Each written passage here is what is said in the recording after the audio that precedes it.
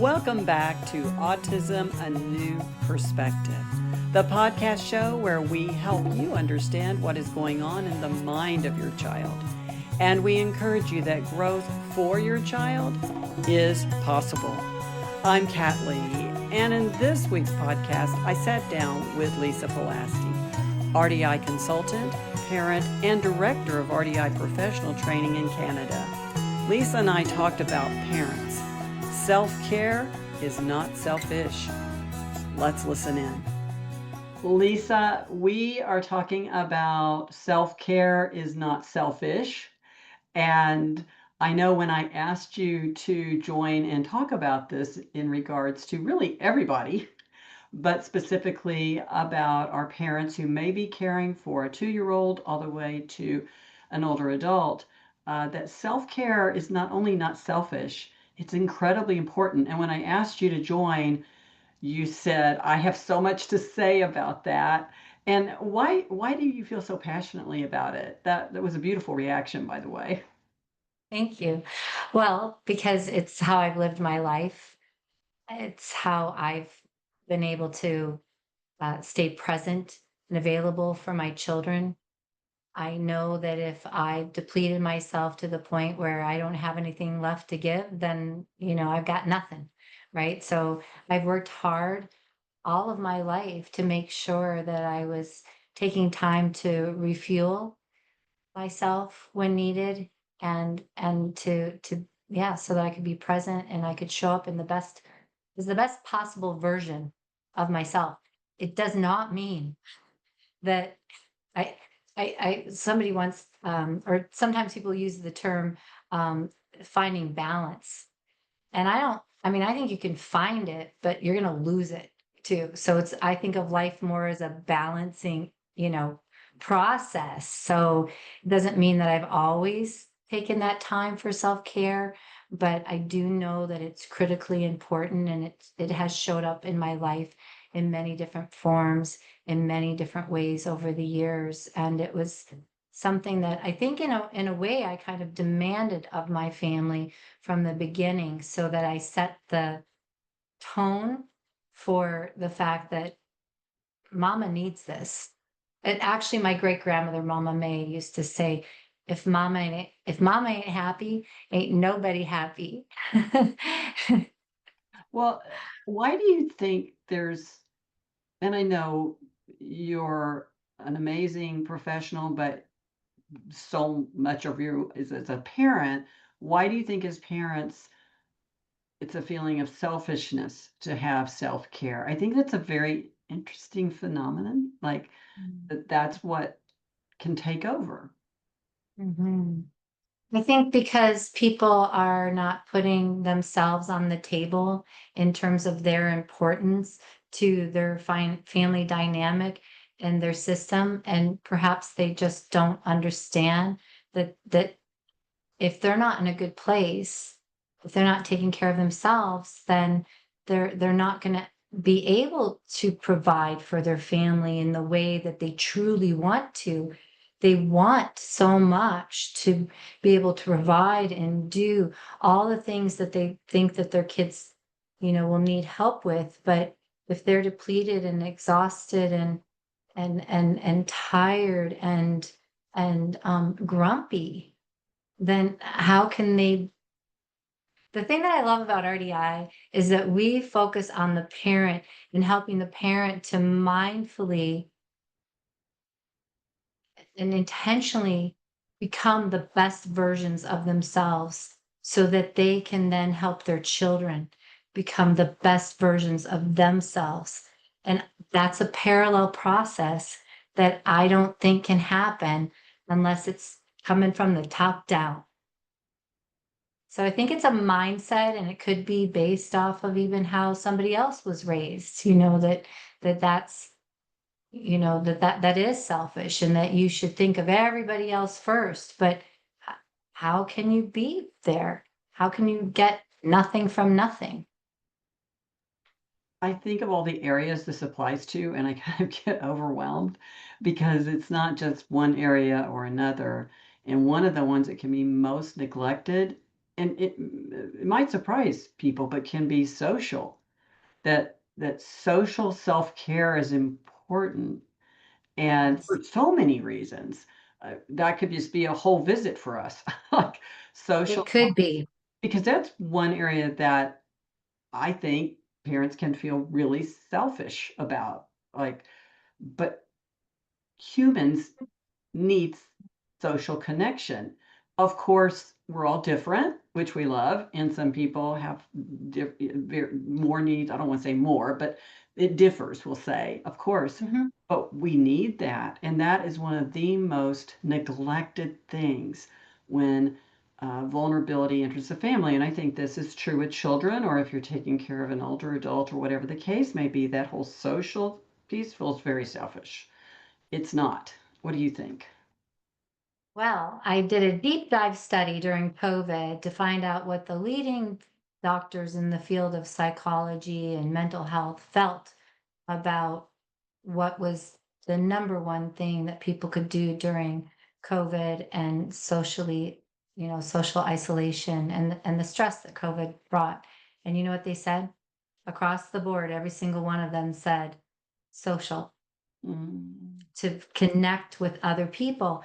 And there has been times in my life where I did not feel like being social at all, but I actually almost forced myself to sometimes just pick up the phone or just carve out time to go for a walk with a friend um or I mean those things are pretty easy to do. Or sometimes I go for a walk by myself and that's when I pick up the phone.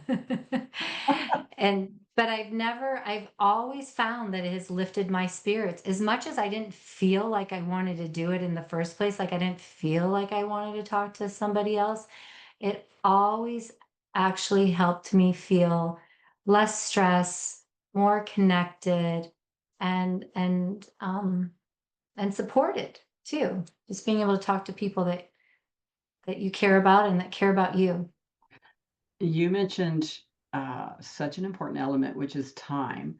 And I looked for a long time as time, maybe my whole life, as time as a frenemy, because time is what we have, and it is such a valuable tool. But one of the things you hear, and we hear as consultants and as parents, is I just don't have time, which I totally respect. I'm not one of those people who goes, "Oh, everyone's busy, stop it." I know that parents parents, period, are busy with all kinds of things, and then when you add a vulnerability on top of which, and you don't other things are going on, it really feels like I don't have the time. One of the things I love Mhm. about RDI is we work with parents to figure out where they can carve that time out, or, and here's the frenemy part, the, I hate to call it an enemy, but, or where we're doing things we really don't have to do. I think both of those principles are so important, don't you? Mhm. Oh, absolutely. I like that big rocks theory. I think that Dr. Stephen Covey had come up with where you want to put the big rocks into the pot first before the smaller rocks or the little pebbles or the sand. Because if you put all that little stuff in there first, you're never going to put the big rocks aren't going to fit. But if you put the big rocks in at the bottom, then all the other stuff will, it'll sift its way through and sort itself out. But you got to prioritize. You got to get clear about what your priorities are. And I think that people get a little bit lost in the overwhelm and the noise, the distractions that are going on in the world. And well, how about smartphones? I mean, that's a huge problem today. So I think that people need to be a little bit more protective of their time and how they're spending it and reflect on that and what got in the way. I do that. I don't like to be on my phone all the time. I don't like to play words with friends for more than 5 or 10 minutes at a time. So, and I think it's really important to get a little creative when you're thinking about how you're gonna try to carve out that time, because some people uh, they don't have other caregivers to leave their children with. If so many parents that I've talked to, when's the last time you've been on a date? I just started with a new family. I said, when's the last time you've been on a date? And they literally said 4 years.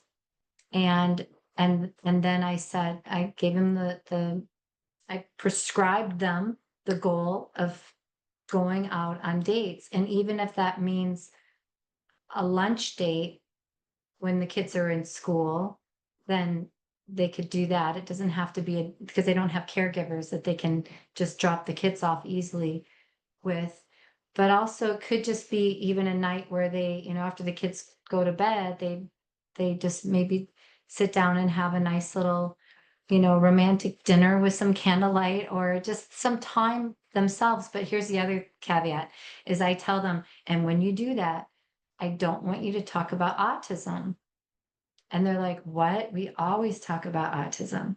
Well, we have to stop moving at such a frantic pace, and in our work we try to help families move out of crisis and help improve the quality of life for the whole family. And that means the marriage, that means for the individual self that they have time to spend with their friends or going to a workout class or some hobby that they like, marriage, and the other siblings too. So I think it's reflecting on the calendar or on the schedule, and then trying to carve out some regularly scheduled time. Even family walks, can be a beautiful downtime that can be a regulatory process of, doing it each and every day. And it's amazing. Um, it's amazing what can happen during those kind of family walks if they become a routine thing. And it's self-care for the whole family, right? Yeah, it is. And I was thinking as you were talking, I love what you said in the beginning. Balance is kind of like that, it doesn't stay balanced because things Right. being added and taken away. And I was thinking, just to be sure everybody understood that, as I always say, as you know, hypocrite alert, I have been on the wrong balance, if there's a wrong balance, but the balance that's not on self-care at times. So we understand if you're not there, there's no judgment, but it's something to work toward. And that is one of the things that in RDI helped me so much was just the mindfulness about it, thinking about it, considering this, not just, Hmm. I can't do that, but Hmm. thinking about it. You don't have to do it tomorrow or the next week, but consider, could you? Or think about, do you need to do this? And when you're in that process, you start finding the balance getting closer together. And then you start being able to make more mindful decisions about how to use your time. And sometimes you will find yourself here, things happen that kind of do that to you that we're not completely in control of. But I really like that you started our visit talking about that. And before we go, I want to talk about, because there's so many areas we can talk about with this, and that just leads us to another future visit. But before we go, medical care, because I do think that parents sometimes start putting off regular doctor's appointments, whether it be for dentist or other healthcare things in the future. Not all do, I know that, but it is a concern for me because medical things catch up with you. And they tend to, not always, be more progressive if you wait. So if you can get yourself on a self care plan, and if you can't do it for yourself, do it for your family, don't you think?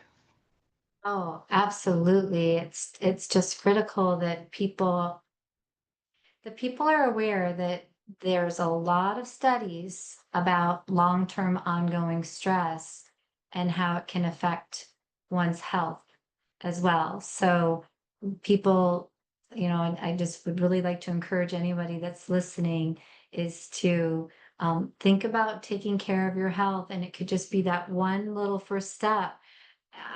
Again, in balancing, lately I carry this water bottle around, and it even has this nice little bracelet. And so, but I recognized that I was not drinking enough water. And I just started with that. Like, nope, I'm just gonna try to get in enough water a day. And it really I could tell it made a difference. But it could be the littlest things that they're starting to do to try to help move the needle in the right direction. But yes, of course, if you have a toothache, you got to get to the dentist. You know, you need to get your teeth cleaned on a regular basis to make sure you're not getting cavities. And if you've got a health concern, you don't want to put it off in case that it, could become worse, or maybe it's keeping you up at night and you're worrying and it's nothing. But I think it's very important. I think that's one of the things that does keep our parents up at night, is worrying if something would happen to them. And so this kind of goes back to self-care. We'll just take care of yourself and do what you can. And I realize that people don't have the finances to go out for a massage or go pay for, some lavish, day spa things, but there's a lot of things that you can do to try to improve your your state of mind, your stress states, and even just your physical activity. In little bits, walking further into the store, or taking the stairs versus the elevator.